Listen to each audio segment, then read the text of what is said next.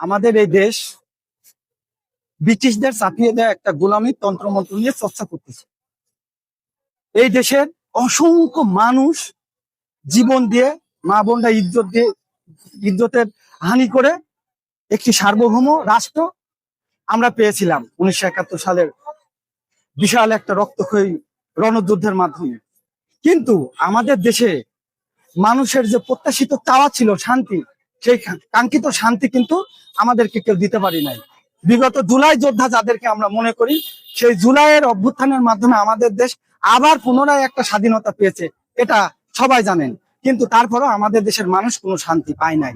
আমরা আসলে যে জিনিসটা বলতে চাচ্ছি, মানুষকে সৃষ্টি করেছেন আল্লাহ।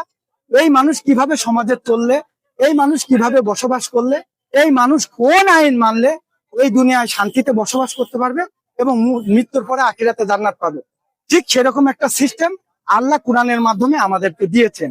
সেই কোরআন বাদ দিয়ে আমরা ব্রিটিশদের চাপিয়ে দেওয়া গণতন্ত্র যখন চর্চা করতেছি, ঠিক তখন আমাদের মধ্যে হানাহানি, নৈরাজ্য, অশান্তি এবং বিভিন্ন বিভাজনের মাধ্যমে সমাজে প্রতিনিয়ত একটা অশান্তি বিরাজমান। আমরা বলতেছি যে এই প্রচলিত গণতান্ত্রিক যে সিস্টেম, এটা ব্রিটিশদের দেওয়া।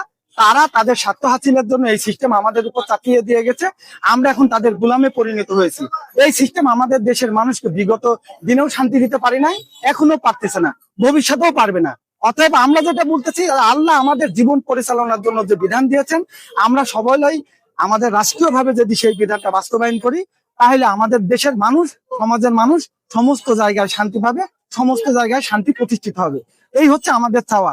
কিন্তু একটি শ্রেণী, আপনারা জানেন, তথাকথিত এই দেশের আলেম ওলামা একটা শ্রেণী আছে, তারা আসলে প্রকৃত অর্থে আলেম না, তারা আলেম নামে জালেম। তারা তাদের ধর্ম ব্যবসায় শিখেছে। তারা তাদের ধর্ম ব্যবসাকে সমাজে প্রতিষ্ঠিত করার জন্য মানুষের ইমানকে হাইজ্যাক করে ভুল খাতে প্রবাহিত করে, দেশের মধ্যে বিভিন্ন সময় নৈরাজ্য পরিবেশ সৃষ্টি করে। তারা বিনা দলিলে হিজবুত তওহীদের মতো একটি পবিত্র আন্দোলনকে কাফের ফতোয়া দেয়। এই জাতীয় কাজ যারা করে, যারা হাজার হাজার অপরাধ করে, যারা এই দেশে নৈরাজ্য পরিবেশ সৃষ্টি করে বহির্বিশ্বে দেশের ভাবমূর্তি নষ্ট করার জন্য বিভিন্ন সময় বিভিন্ন রকম কায়দা কৌশল করে, তারা কি করে হিজবুত তওহীদের মতো একটি পবিত্র আন্দোলনের নিষিদ্ধের দাবি তুলতে পারে? বরঞ্চ আমরা আপামর জনসাধারণ নিয়ে কাজ করতেছি, আমরা তাদের মুখোশ উন্মোচন করেছি। আমরা বলতে চাই তাদেরকে নিষিদ্ধ করতে হবে।